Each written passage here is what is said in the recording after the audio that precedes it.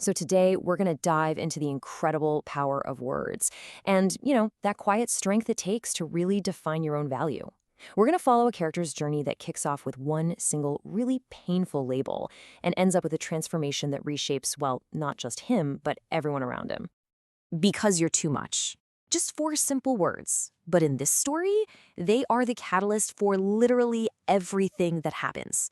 It's a rejection, a judgment. It's the wound that sets our main character, Jay, on this path to figure out what those words even mean. All right, so our story starts with this really personal conflict. It explores that fuzzy line where, care starts to feel a lot more like control, and love becomes an excuse for manipulation. Okay, so picture this. We meet our main character, Jay, in an apartment with his partner, Ren, and the whole scene just feels tense. Ren is supposedly helping Jay study, but is it really help or is it more of a power play? It's this subtle but really uncomfortable dynamic.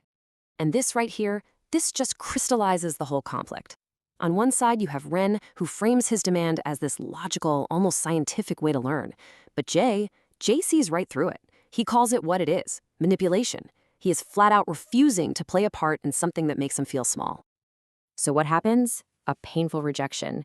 When Jay stands up for himself, Ren hits him with that label, "You're too much." But instead of shrinking to fit into Ren's box, Jay makes a really hard choice. He walks away. And that act of leaving, well, that's his first step toward defining himself, even though it really hurts. So, this sets up the next major test for Jay. After being called too much in private, he's about to face a very public insult. But this time, his response is going to be totally different. The scene shifts to this fancy restaurant where Jay is just trying to do his job and stay invisible. But then, a powerful mafia boss, Mr. Han, singles him out with this awful, derogatory remark. It's a calculated move, right? Meant to humiliate him in front of everyone. And Jay's response? 2 words, spoken in perfect Korean, that completely stunned the entire room. He doesn't get angry, he doesn't fight back, he just offers forgiveness. You could hear a pin drop. The whole restaurant just freezes. Nobody saw that coming. And here is the key takeaway, right? Jay's quiet dignity is his power. See, unlike with Ren, where he had to leave, here he stands his ground. He shows total control over his own emotional state. His strength isn't about reacting, it's about his choice not to be brought down by someone else's hate. And you know who notices this incredible display of inner strength? Someone even more powerful, an emperor. This moment is the story's major turning point, where Jay's character starts to actually reshape the world around him. Out in an alley behind the restaurant, Jay finds this little injured dragon hatchling. And just then, the Emperor Kael appears and dismisses the creature as defective, basically something to be thrown away because it's not strong enough. It's just a cold, ruthless worldview. This one line from Jay reveals his entire philosophy. He doesn't argue about whether it can survive. Instead, he introduces a completely different way of thinking. If the dragon is going to die, its last moments should be filled with love. And this idea is totally alien to the emperor. And here's why it's so personal for him. Ja explains that his compassion comes directly from his own experience of being mislabeled. He sees himself in this defective little creature, and it's that raw honesty that finally cracks through the emperor's tough exterior. So, Emperor Kael, a man who has only ever ruled with fear and raw power, suddenly realizes there's a different kind of strength he knows nothing about.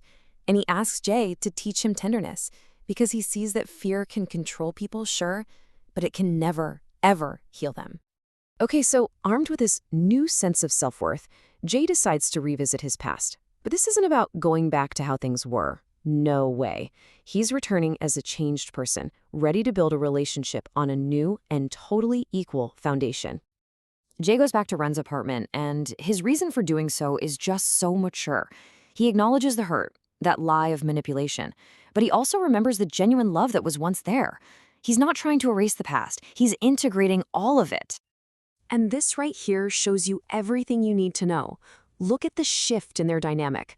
Before, Ren dictated everything. Now, they sit as equals.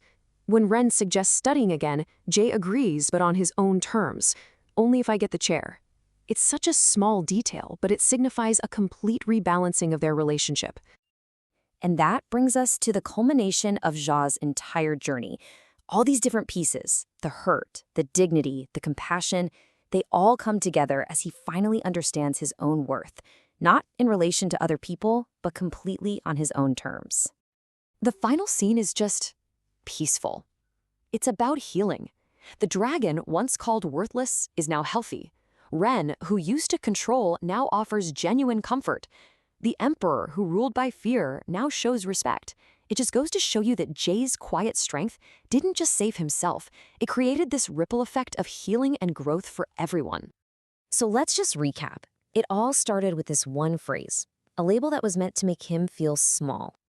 Then came this moment, where he found his power wasn't in fighting back, but in choosing a response that came from his own dignity. And finally, this was the moment he turned his own pain into a philosophy of compassion so powerful it could change an entire empire. And this brings us to the core lesson of the whole story. Jay realizes the problem was never him. He was never too much. He was, and he always had been, exactly enough. The real issue was with the people who weren't willing to grow enough to see his worth. So, as we wrap this up, the story leaves us with a question to think about in our own lives. What labels, whether from others or maybe even from ourselves, have you had to overcome to find your own enough? It's a powerful thought to end on, for sure.